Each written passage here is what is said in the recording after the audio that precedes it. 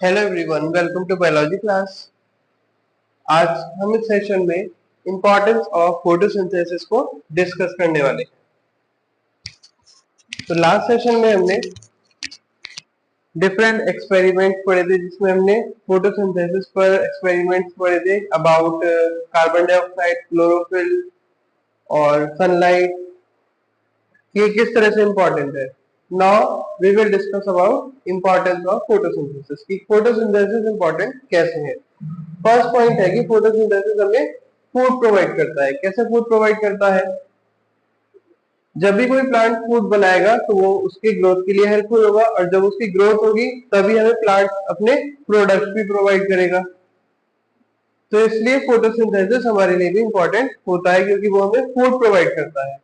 तो इसमें जो फर्स्ट पॉइंट है कि सारे जो एनिमल्स हैं, इंक्लूडिंग ह्यूमन बीइंग और सारे लिविंग थिंग्स, प्लांट्स पर अपने फूड के लिए डिपेंड होते हैं। अब हम बात करते हैं यहाँ पर फूड चेन की। प्रोड्यूसर्स जो है वो वेजिटेशन इसमें लिखा है, मींस ग्रीन प्लांट्स जो कि अपना खाना अपने आप बनाते हैं। तो उनको कौन खाएगा?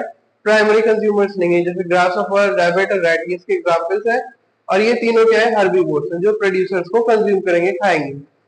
फिर सेकेंडरी कंज्यूमर में लिजार्डर्स नहीं रखा गया है, क्योंकि वो कार्निवोर्स की कैटेगरी में आती है, और वो लिजार्ड ग्रासहॉपर को खाएगा जो कि प्राइमरी कंज्यूमर है, और स्नेक रैट को खाएगा जो कि एक प्राइमरी कंज्यूमर है।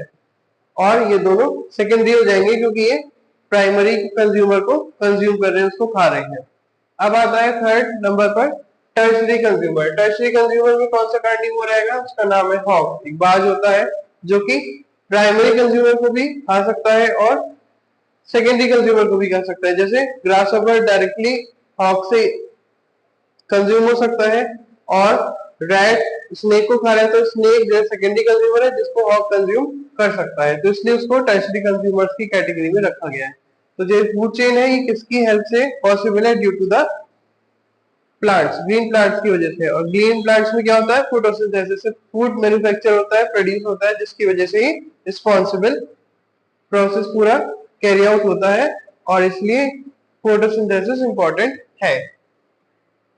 अब हम नेक्स्ट बात करते हैं नॉन ग्रीन प्लांट्स की, जिसमें फंजाई और बैक्टीरिया आते हैं, तो जो कि डिकेइंग ऑर्गेनिक मैटर पर फीड करते हैं, उसको खाते हैं, जो डेड प्लांट्स और एनिमल्स से मिलता है। और डेड प्लांट्स और एनिमल्स कभी ना कभी अपना खाना, कभी ना कभी क्या, हमेशा वो अपना खाना किससे लेते हैं? प्लांट से। प्लांट से कब लेंगे? जब वो फोटोसिंथेसिस को परफॉर्म करेंगे प्लांट्स, तभी तो उससे वो अपना खाना ले पाते थे। तो मीन्स वो डिपेंडेंट थे प्लांट्स पर, और प्लांट्स फोटोसिंथेसिस करके फूड बनाते हैं। तो इनडायरेक्टली बैक्टीरिया और फंजाई भी नॉन ग्रीन प्लांट्स हैं, जो कि इनसे अपना खाना लेते।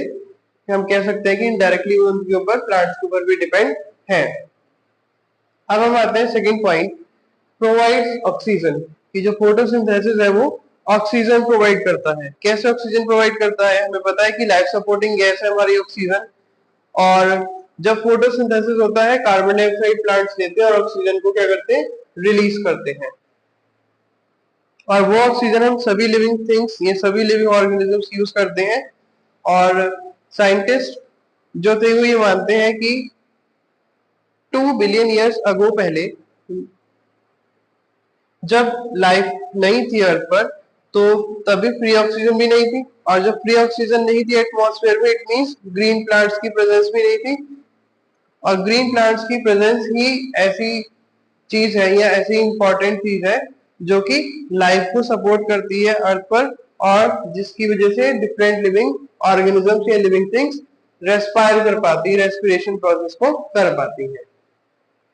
तो this was about today's session, importance of photosynthesis. अब नेक्स्ट सेशन में हम कार्बन साइकिल को डिस्कस करेंगे। So thank you for this session, have a nice day.